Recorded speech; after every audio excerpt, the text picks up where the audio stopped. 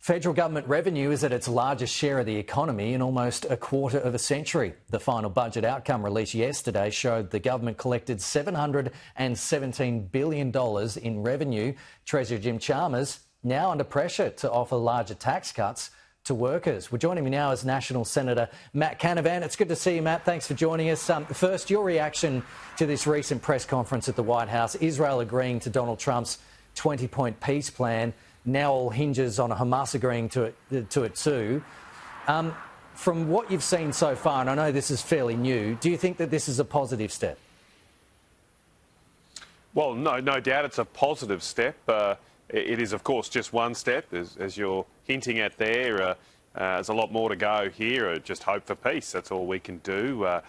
This is the only way we're going to get a peaceful outcome, is by bringing the parties together and coming up with a long-term plan. It is in stark contrast to what we've seen from the Prime Minister overseas, where he has engaged in effectively a taxpayer-funded virtue signalling exercise, uselessly running around saying we want to recognise a Palestinian state, when the only way to bring about peace is to get people in a room and come to a final negotiation and to release the hostages. Of course, a key part of this plan is all of the hostages to be released finally. Now, look, as I say, I can only hope that it does deliver a peaceful outcome.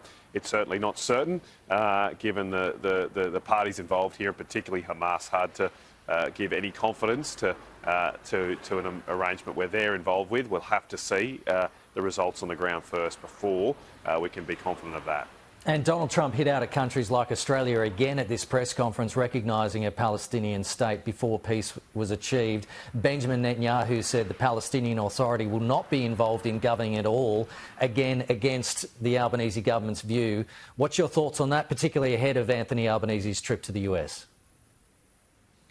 Well, look, I don't believe, and I'm not trying to suggest that somehow Anthony Albanese can deliver Middle East peace. I think he is very clearly a footnote here, not even a footnote, lower than a footnote on this part of history. My point has always been, why is the Australian Prime Minister spending so much of his time involved in a futile exercise in the Middle East? He alone, even any involvement, he's had no involvement of this. He's wasting the time of the Australian Prime Minister when we've got so many problems here at home, the record spending, record taxing, that you're probably going to ask about next. Inflation going back up to 3%. Young people who can't afford a home here in this country. Skyrocketing crime. Why isn't he at home focusing on the Australian issues that face Australians as the Australian Prime Minister? Nothing he has done overseas is going to change the temperature of the globe, is going to bring Middle East peace. He needs to come home and focus on Australians. Well, let's talk about that. This largest tax grab in almost 25 years. Is it a great sign of a strong labour market, as the Treasurer says, or does it signal the need for deeper tax cuts?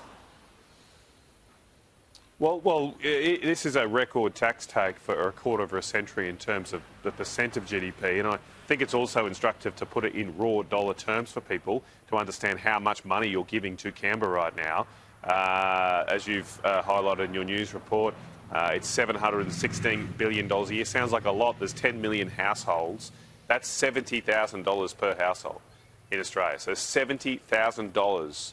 Everyone in your home watching this over while you eat your Weet-Bix this morning, you are giving on an annual basis $70,000 a year on average to the Australian government. That is up $230 billion since COVID, since the last budget before COVID. So you're giving an extra $23,000 a year just in the last few years.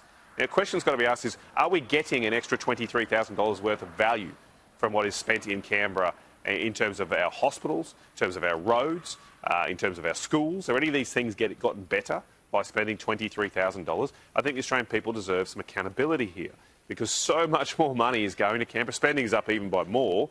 By the way, despite the massive increase in the tax take, they've increased spending by more than that. That is now fueling inflation, with the latest monthly inflation figure going back to 3% at the high end of the RBA's range, putting in question whether there will be any more interest rate cuts. The government's got to get serious here about showing more discipline. They have not done that in their first term. They've ridden a wave of commodity price increases thanks to the Ukraine war, and they've done nothing to control the size of government since we had the COVID blowout. We increased all that spending during COVID. We ended JobKeeper, ended all of these COVID programs, and instead they were just replaced by more government spending elsewhere, meaning more Australians are being taxed higher. M.Canavan, we've got to get to a break, but appreciate it. Good to see you. Thanks so much. Talk to you next time. Coming up on